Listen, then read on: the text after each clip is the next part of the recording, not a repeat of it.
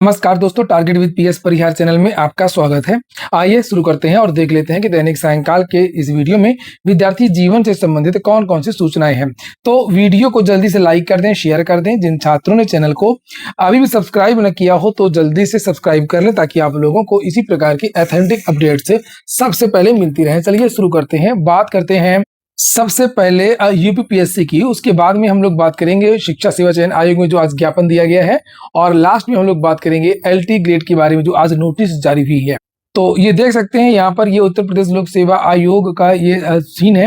यहाँ पर संयुक्त प्रतियोगी हुंकार मंच के हैं पंकज पांडे, और इनके हाथ में दो ज्ञापन है। एक ज्ञापन इनके पास है एई का जो रिजल्ट नहीं जारी हो रहा है, हाईकोर्ट में जो केस पड़ा है, और ये आरोप है विद्यार्थियों का कि जो उत्तर प्रदेश लोक सेवा आयोग है वो आयोग अधिवक्ताओं को नहीं भेजता है, लापरवाही कर रहा है केस की पैरवी में, और मामला रिजर्वेशन को लेकर के एई वैकेंसी। तो ये देख सकते हैं, इसमें ये जो पहला पत्र है ये राज्य अभियंत्रण सेवा एई वैकेंसी को लेकर के है, और इसमें लिखा कि सविनय निवेदन है कि उत्तर प्रदेश लोक सेवा आयोग द्वारा आयोजित एई एवं एग्रीकल्चर मुख्य परीक्षा का परिणाम लंबे समय से लंबित है और यह प्रकरण वर्तमान में न्यायालय में विचाराधीन है। इस विषय में आयोग की निष्क्रियता एवं पारदर्शिता की कमी के कारण हजारों अभ्यर्थियों का भविष्य अधर में लटका हुआ है, और अभ्यर्थियों में भारी मानसिक तनाव की असमंजस की स्थिति है। और यहाँ पर जो निवेदन किया है कि न्यायालय में लंबित प्रकरण में आयोग द्वारा प्रभावित त्वरित पैरवी की जाए, अभ्यर्थियों को समय समय पर आधिकारिक अपडेट एवं स्पष्ट स्थिति प्रदान की जाए, बताया जाए कि मामला यहाँ तक पहुंचा, इस वजह से रिजल्ट रुका हुआ है। इस भर्ती प्रक्रिया को समयबद्ध तरीके से पूर्ण कराने हेतु ठोस कार्य योजना जारी की जाए, परिणाम में हो रही देरी के कारणों को सार्वजनिक करके पारदर्शिता सुनिश्चित की जाए। भवदी पंकज पांडे। और संयुक्त प्रतियोगी हुंकार मंच की ये दूसरी नोटिस है, जिसे आप लोग यहाँ पर देख सकते हैं, और ये लिखा हुआ है पीसीएस 2024 आरओ एआरओ 2023 की कट ऑफ मार्कशीट सहित मुख्य परीक्षा की कट ऑफ और लिखित कॉपी को सार्वजनिक किया जाए ऑनलाइन प्लेटफॉर्म पर। ये देखिए, और आरओ एआरओ और पीसीएस रिजल्ट को लेकर के इस समय बवाल काटा हुआ सोशल मीडिया में, क्योंकि जो विद्यार्थी लगातार टेस्ट देते हैं जहां पर जिनके बहुत अच्छे नंबर आते थे, जिनकी कॉपी में कोई गलती नहीं होती थी, वो विद्यार्थी पूरी तरीके से बाहर है, और कुछ विद्यार्थी आश्चर्यजनक तरीके से रिजल्ट की लिस्ट में उनके नाम, जिनके बारे में उम्मीद नहीं थी। आरओ एआरओ की बात हो रही है, पीसीएस के बारे में तो चर्चा हो ही चुकी है कि जिनके रोल नंबर 0001 से थे, जिनका साक्षात्कार शुरू में था, पहले दिन, दूसरे दिन, तीसरे दिन, उन विद्यार्थियों का रिजल्ट ज्यादा हुआ है, और जिनकी इंटरव्यू बाद में हुए या जिनकी कापियां बाद में जची हैं तो वो केवल फॉर्मेलिटी हुआ है। छात्रों को ये कहना है, ये इस बात को लेकर के सोशल मीडिया में चर्चाएं चल रही हैं। तो ये सारी चीजें स्पष्ट कैसे होंगी कि जो अफवाह है या जो भी चीजें, तो ये स्पष्ट तभी होंगी जब आयोग इसमें पारदर्शिता सुनिश्चित करे। पारदर्शिता के लिए क्या किया जाएगा कि अपनी कापियां, सबकी मार्कशीट, मैंने कल के वीडियो में बताया भी था कि जैसे संघ लोक सेवा आयोग पूरी लिस्ट जारी कर देता है प्रीलिम्स के, मेंस की और इंटरव्यू की, तीनों चरणों में विद्यार्थियों को क्या नंबर मिले, उसी तरीके से पीसीएस का जो रिजल्ट जारी हुआ है उसकी सभी सूची फेल पास की जो भी है तो उनकी सूची जारी कर दे। अरे पास की जारी कर दो, और जो फेल है उन विद्यार्थियों के नंबर जो है आरटीआई के द्वारा जिस तरीके से वेबसाइट या ऑनलाइन उनकी कॉपी दिखा दो, भाई तुम लोग इसलिए फेल हो गए, उनको मालूम चले कि मेंस में खेल हुआ है कि इंटरव्यू में खेल हुआ। तो इसी को लेकर के लिखा हुआ कि अभी तक कट ऑफ और मार्कशीट जारी न होने से अभ्यर्थियों में असमंजस की और चिंता की स्थिति बनी हुई है। ये जारी कर देंगे, बवाल कट जाएगा, पीसीएस का बवाल कट जाएगा, क्योंकि शुरू के चयन है। साथ ही मुख्य परीक्षा की कटाव और ओटीआर के आधार पर मुख्य परीक्षा की कॉपी को भी उत्तर प्रदेश लोक सेवा आयोग आधिकारिक ऑनलाइन प्लेटफॉर्म जारी कर, जिससे अभ्यर्थी अपनी तैयारी की दिशा का सही आकलन कर सके।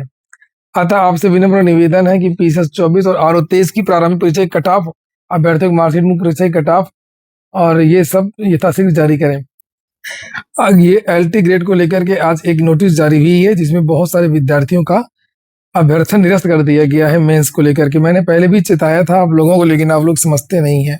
जो भी विद्यार्थी मेंस के लिए आवेदन कर रहे हैं एलटी में, वो विद्यार्थी इस वीडियो को जरूर देखें और शेयर कर दें कि किन किन चीज़ों के आधार पर लोक सेवा आयोग आवेदन को निरस्त कर दिया करता है। इसके पहले भी बहुत सारी भर्तियों की जो परीक्षाएं हुई है मेंस, उसके पहले इस तरीके की नोटिस जारी होती रही है, चाहे वो आरओ हो, पीसीएस हो, या उसके पहले कुल सचिव की एक भर्ती आई थी जिसमें लगभग 700 विद्यार्थियों के भर्ती निरस्त किए गए थे।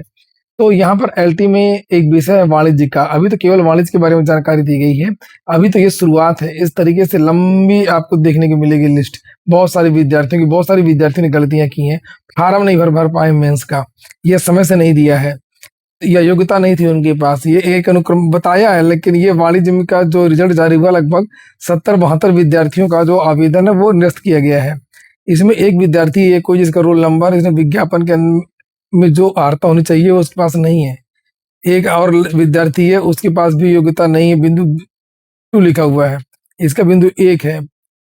और इसी तरीके से एक और विद्यार्थी है, यहाँ पर लिखा अभ्यर्थी के बीएड अंतिम वर्ष की मार्कशीट में तारीख 6 अक्टूबर 2025 अंकित है, और जबकि प्रसंगत परीक्षा हेतु जारी विज्ञापन में निर्धारित अंतिम तारीख 28 अगस्त होनी चाहिए थी। तो यहाँ पर 2 महीने बाद की है आवेदन की लास्ट डेट। जो भी विज्ञापन की लास्ट डेट होती है, इस डेट तक आपके पास सारी अर्हताएं, सारी योग्यताएं होनी चाहिए, और ये बेचारा बात का थोड़ा सा इसको बाहर कर दिया गया है। और एक इसमें एक और बिंदु है कि अभ्यर्थी विज्ञापन के अनुसार प्रसंगित विज्ञापन की अनिवार्य शैक्षिक अर्हता बिंदु 2 धारित नहीं की जाती। नीचे 4 रोल नंबर और लिखा हुआ है, लिखा कि मुख्य परीक्षा के आवेदन हेतु जारी विज्ञप्ति 24 फरवरी 2026 के प्रस्तर 3 में विज्ञापन के प्रस्तर 1 के विशेष अनुदेश के बिंदु 6 में निर्धारित शर्तों का इन्होंने अनुपालन नहीं किया है। जो भी हो, एक और रोल नंबर है उसको भी इसी तरीके से उसका कारण बताया गया है। और ये बताया गया कि ये महिला भले ही इसका प्रीलिम्स निकल गया था, लेकिन इसने अपना जो फॉर्म भरा था वो पुरुषों वाले में भर दिया था, जबकि ये महिला है। जबकि ये भर्ती जो महिला संवर्ग की है, आवेदन पुरुष वाले में कर दिया था। पुरुष की सीटें अलग थी, महिला की सीटें अलग थी। उक्त ऑनलाइन आवेदन के आधार पर इनको प्रारंभिक परीक्षा में पुरुष संवर्ग में सफल घोषित कर दिया गया है। अब इनको बाहर कर दिया। एक और रोल नंबर है कार्मिक अनुभाग 2। जब फॉर्म भरा होगा, फोटो तो देखी होंगी, तब पता चला होगा इनको। ओएमआर में तो इन्होंने प्रीलिम्स में तो इसे कर दिया होगा, पता नहीं क्या करते हैं लोग।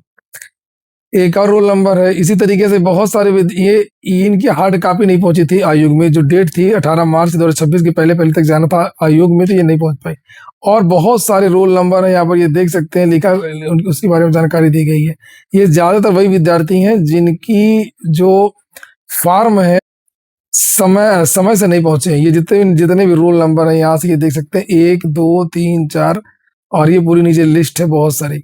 और लिखा हुआ है कि ये इन्होंने समय से फॉर्म नहीं दिया है। विज्ञापन के 11.2 के आवेदन प्रस्तुत विज्ञप्ति दिनांक 24 फरवरी के प्रस्तर 3 में उल्लिखित शर्तों का अनुपालन न किया गया। तो जिन्होंने थोड़ा सा देरी कर दी है, इनको फॉर्म तो ले ही लेना चाहिए। जिनके पास योग्यता नहीं है वो एक अलग बात है। तो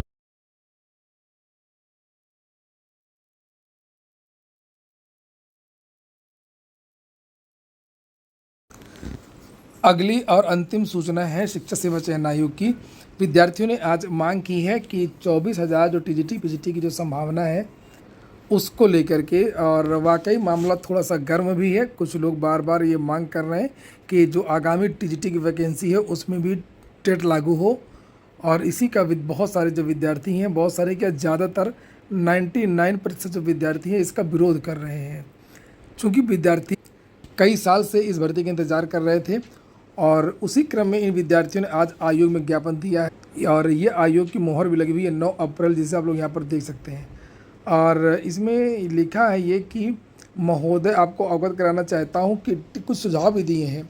जो टेट की मांग, जो कुछ छात्र संगठन टीजीटी में टेट लगाने की मांग कर रहे हैं, महोदय आपको अवगत कराना चाहता हूँ कि टीजीटी कक्षा 9 और 10 के लिए है। यहाँ पर जूनियर का टेट मान्य नहीं होगा, जूनियर का टेट, और इसके लिए आपको अलग से 9 और 10 के लिए टेट करवाना पड़ेगा, जैसे बिहार मध्य प्रदेश में होता है।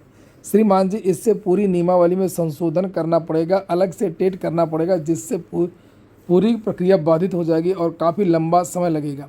इस समय सामने उत्तर प्रदेश में विधानसभा चुनाव है। चुनाव के 1 महीने पहले अधिसूचना जारी हो जाएगी, फिर विज्ञापन लंबा लटक जाएगा। अतः श्रीमान जी, विज्ञापन में संशोधन न करते हुए टीजीटी पीजीटी के पदों पर यथाशीघ्र विज्ञापन निकालने की कृपा करें, क्योंकि उत्तर प्रदेश में बीएड अभ्यर्थियों की बेरोजगारी से उनकी दयनीय स्थिति उत्पन्न हो गई है। तो टीजीटी पीजीटी में मैं बता दूं कि उसमें कोई भी वैसे भी कोई ज़्यादा दिक्कत नहीं है, क्योंकि टीजीटी पीजीटी में जो टीजीटी का विज्ञापन है वो पहले भी 9-10 लिख करके आता रहा है हमेशा से। आज से नहीं है, कम से कम 30-40 साल से ये आता रहा, हमेशा 9-10 की भर्ती करवाता था।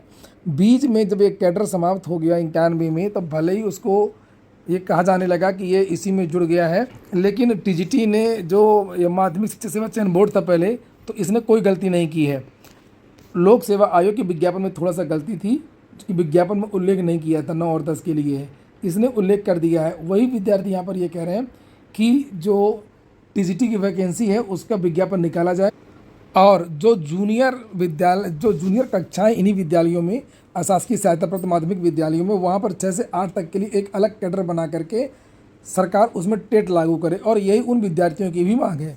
तो यहाँ पर टीईटी लागू करने के लिए एक विद्यार्थियों ने एक ये सलाह दिया है, और ये सबसे बेहतर सलाह है, बहुत बढ़िया रास्ता है ये कि जूनियर, देखिए जो आपने देखा होगा कि लोक सेवा आयोग ने जो कोर्ट में बताया था उसमें वो यही कहा था कि हम जो भर्ती कर रहे हैं, जो हमारे पास अधियाचन आया है वो 1488 विद्यालयों का है, जहाँ पर केवल 9 से लेकर के 12 तक की कक्षाएं चलती हैं। 9 से 10 के लिए हम ये भर्ती कर रहे हैं, और जो बाकी के लगभग 900 के आसपास जो 905 904 जो विद्यालय हैं जहाँ 6 से लेकर के 12 तक कक्षा चलती हैं, वहाँ भर्ती नहीं कर रहे हैं। तो वहाँ पर सरकार अलग से भर्ती कर दे, संशोधन करके नियमावली में अलग से कैडर बना दे।